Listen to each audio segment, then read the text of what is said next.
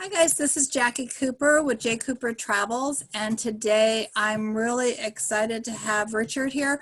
He actually is someone that I know from the LinkedIn platform, but I know that we have a lot of overlap in terms of interest in developing people's mindset and developing people and developing their passions. Richard, thank you so much for being here. I know that you are a professional consultant and coach, and you have a lot of skills that help entrepreneurs and individuals in the corporate world. Why don't you share a little bit more about your business and how you got started? Oh, great. So my business started about a year and a half ago. I was working previously as a product manager, and a lot of my associates were coming to me with help on their career problems, challenges, and that inspired me to really do this full-time as a coach. Actually, I had thought about it for many, many years. So a year and a half ago, I started working as a coach, and I started working with entrepreneurs, solopreneurs, and my angle, if you say, is to work with people who are transitioning from their career into entrepreneurship. I love that. I love the fact that you took that leap yourself, because so often individuals are scared to do a transition. And so, part of, I think, your success and why people should be looking at working with you is that you have experienced that yourself. And so you actually can show them how to take that next step and develop the goals and everything. Did you find that it was an easy transition, or was it something that just seemed natural to you to go that direction? Well, yes and no. It was natural because I have done it before. I made this transition. So in my last transition, I went from being a product manager to a coach. Previous transition happened almost 20 years ago when I went from being an engineer, a corporate engineer, into being a table tennis entrepreneur and an athlete and a table tennis product inventor. So I had made that leap before 20 years ago, and that was scary and that was ugly. This one was less scary and ugly, and one of the reasons it made it less scary and less ugly is because I actually got help. I got a business coach that I worked with. That's great. So, how does someone get into the coaching, or how do you actually help someone as a coach? I mean, a lot of times I know we always have mentors and guides. So, and I'm a teacher, so I mentor young ones, but how do you kind of decide how to help someone then when they approach you as a client? Well, my coaching has developed out of my own personal development transformation, which I have been studying for 20 years. Coaching, mindset, psychology, all the different fundamentals that are the backbone for coaching. So you can only take a client as far as you have gone yourself. True. So when I started coaching, it came very natural because I understand really how the mind works down to a neuroscience level. So then you naturally know what questions to ask people when they are stuck, asking questions for insights to come up, and then actually questions that actually support and start to rewire their mind that support them moving forward. So are you looking for large corporate clients to help them with teams, or are you looking for individuals? Who do you think you can help?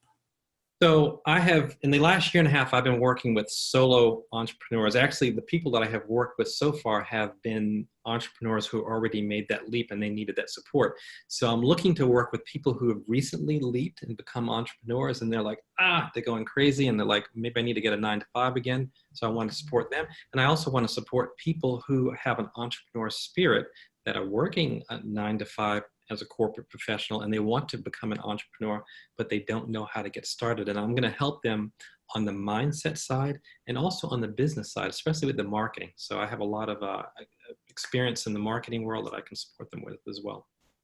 So when you, what are the extra things you're doing to support people this year? What kind of examples do you want to share possibly? The extra things is really just beefing up my coaching program.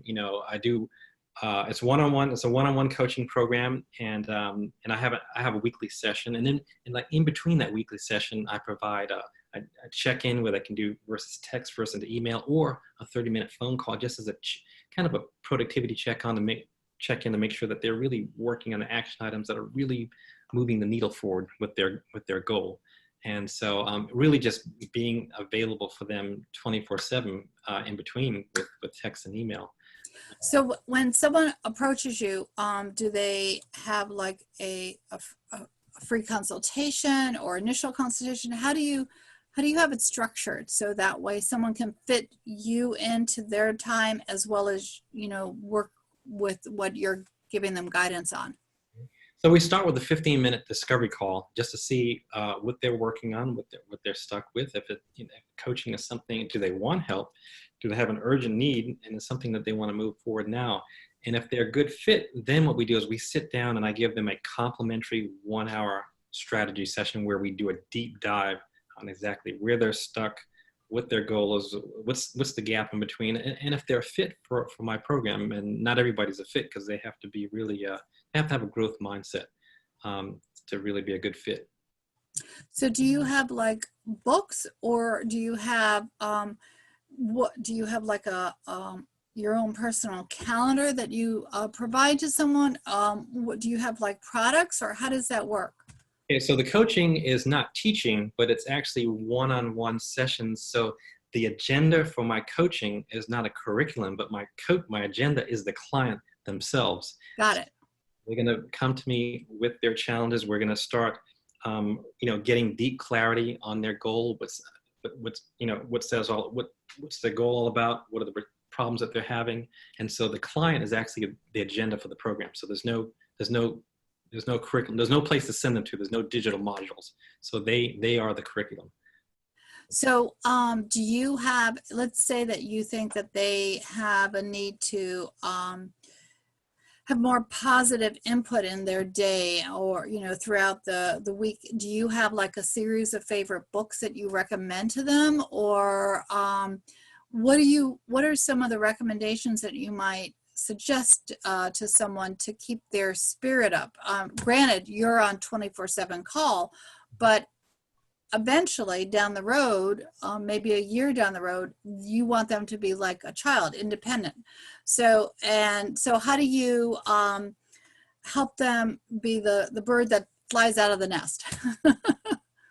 Excellent question. And the things that you mentioned before, books and tapes and motivational speeches, those are all great. It's a great start. I actually listen to those things daily and have read many, many books. And those are a great first start. And the coaching actually give them special neuroscience-based tools that they're using throughout the week that's helping to keep them move forward.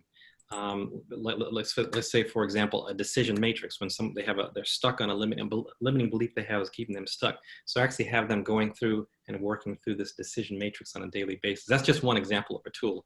Or it could be certain types of questions that rewire the brain. So, you're familiar with aphorisms, and of course, there's things that are actually deeper than aphorisms. So what I do is, my coaching approach is very custom-based. So I start with where they are and what they're receptive to. And I find, like a personal trainer who's picking the right tools in a gym, I'm picking the right tools that are going to match them, because not every tool is going to really work for the client. So they have tools that they're going to use to work with on a daily basis in between the coaching sessions and even after the coaching session has ended. So my coaching program is typically 3 to 4 months. After that session has ended, they have tools that they're going to use forever.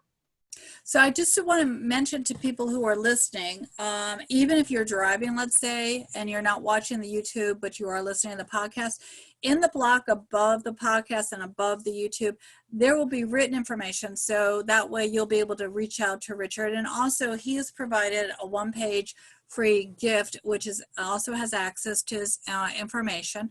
So that way you can reach back out to me through the podcast, and I will also make sure to get that to you. So that way you're able to connect with Richard for the info session. And I want to just mention that this free one pager is very cool, because I'm looking at it now.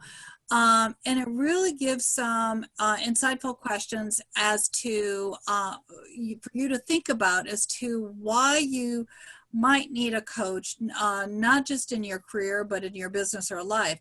I mean, for example, one of the questions that he mentioned is, do you hesitate to take action because you haven't made a clear decision? So that is something that possibly, with the steps that Richard has mentioned, that it would help you understand the nature of decision making to figure out what path you might want to take. And a second question that I see is, do you feel less confident that you've completed your bigger goals? So in developing these lists of questions, which are really great, Richard, how did you decide which questions to put on this information piece? That's a great question.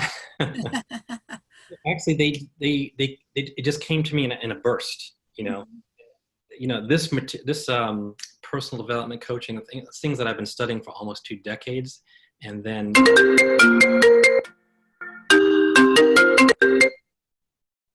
That's okay. let me make sure my is off here. So it just came to me in a burst, just like a poem comes, and I actually write a lot of poetry too.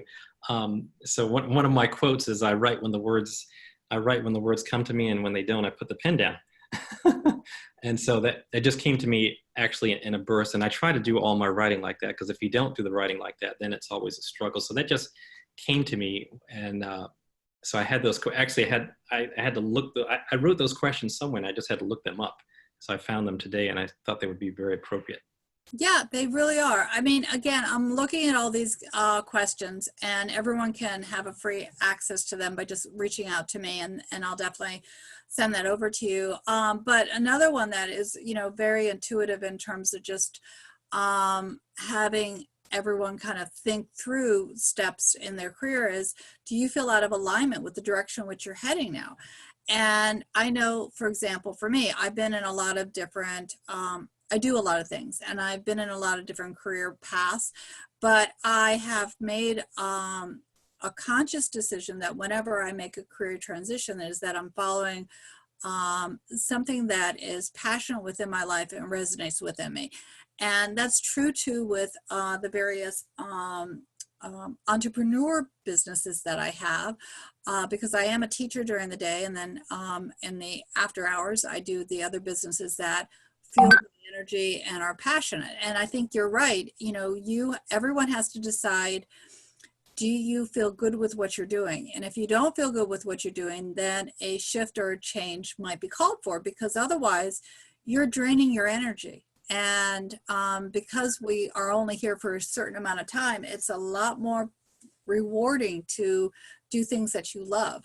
So anything else that you want to add or share with our listeners? Because again, I think that everyone should think about reaching out to Richard.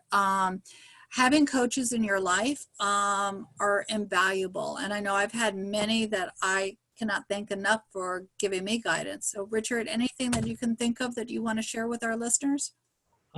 Just that going to a coach, and some people are confused about what coaching is, but it's not going to a therapist, and it's not going to a close friend, and it's not going to an advisor or a mentor.